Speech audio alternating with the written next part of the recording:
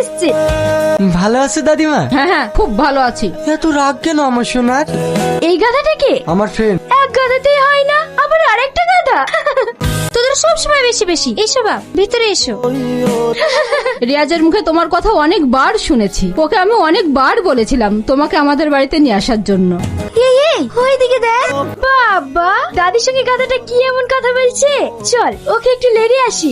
আমার বয়স প্রায় 70। কিন্তু দাদি, আপনার তো 70 বছর মনেই হয় না। বাহ, তোমাদের জুটিটা কিন্তু হেপি বানিয়েছে।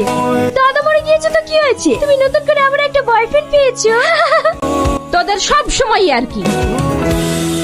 সমস্যা কি তোমার? ইডিয়েট কোথাকার। আমার গায়ে হাত তোলা। দাঁড়া, তোকে এই বাড়িতে থাকাচ্ছি। এই নাও চা খাও। বাবা, সূর্য আজ কোন দিকে উঠেছে? নাও তো, অনেক কষ্ট করে বানিয়েছি। খা, আমি কি জিনিস বুঝবি। আমাকে চোর মারা দেখ কেমন লাগে।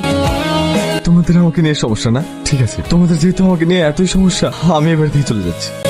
কি রে, তুই ব্যাগ হাতে করে কোথায় যাচ্ছিস? আমি চলে যাচ্ছি। আমার জন্য তোদের সমস্যা হোক তা আমি চাই না, তাই আমি চলে যাচ্ছি। না, তোকে যেতে হবে না, চল আমার সাথে। নিশ্চয় তোরা কিছু করেছিস, নাহলে এইভাবে হঠাৎ করে চলে যেতে যাবে কেন? তোদেরকে আমি কতবার বলেছি তোকে ডিস্টার্ব করবি না? ও এই বাড়িতে আসতে চাচ্ছিল না, আমি ওকে জোর করে নিয়ে এসেছি। ভেবেছিলাম এই বাড়িতে ও কদিন থাকলে ওর মনটা ভালো হয়ে যাবে। আর তোরা যা লাগিয়েছিস। কি হয়েছে ওর? ওর বুকের পাঁজরটাই ভেঙে গিয়েছে, ওর বেঁচে থাকার ইচ্ছাটাই হারিয়ে গিয়েছে। কিন্তু কেন?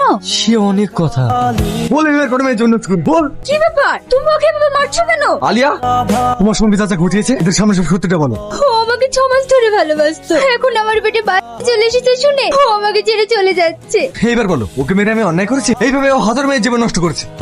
শোন, তুই এই মেয়েকে বিয়ে করতে, আর যদি না করিস তাহলে তোর কপালে অনেক কষ্ট আছে। নিয়ে যাও ওকে। আগুন, তুই দে তোর পাখি।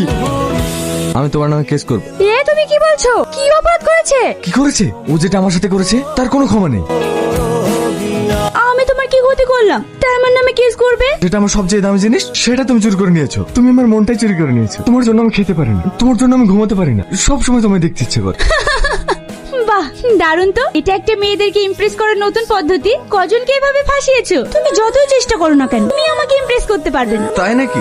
আচ্ছা ঠিক আছে, তুমি আমাকে 7 দিন সময় দাও। এই 7 দিনের ভিতরে যদি তুমি আমার ভালোবাসা জ্বালায় না ফেসেছো, তখন তুমি যা বলবে আমি তাই করবো। আজকে 7 দিন হয়ে গেল, আমি তোমায় ইমপ্রেস করতে পেরেছি তো? আমাকে বোকা ভেবেছো? আমি তো আগেই জানতাম তুমি আমাকে ইমপ্রেস করার চেষ্টা করবে, কিন্তু আমি তোমার প্রতি ইমপ্রেস হইনি। তোমাকে ইমপ্রেস করার চেষ্টা করছি না, মন থেকে বলছি। আমি তুমি সত্যি ভালোবেসে ফেলেছি।